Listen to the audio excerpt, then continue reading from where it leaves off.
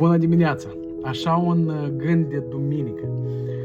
Știți, diavolul încearcă pe noi să ne controleze, să ne sperie prin ceea că ne aduce aminte de trecutul nostru.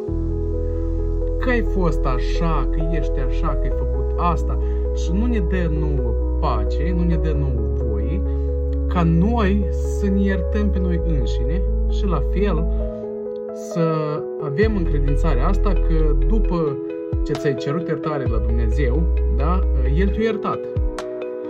Dar ce interesant!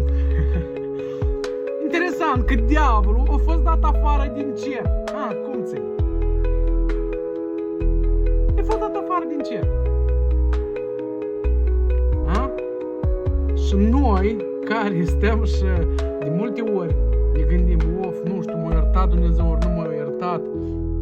Aduceți-vă aminte că El a fost dat afară din cer și a fost trimis în adâncul adâncurilor. Cum e? Interesant, așa?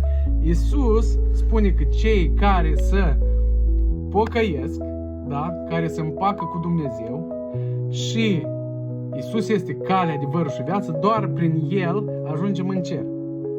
Acum, diavolul, el așa de tare o porșit, că el, pur și simplu, calea s-o tăiet așa.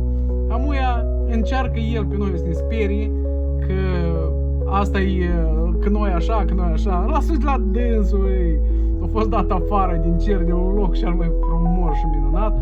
Așa că, oameni buni,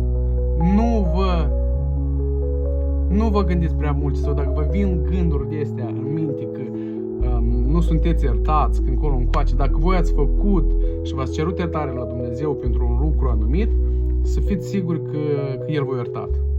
Și nu lăsați pe cel rău să vă controleze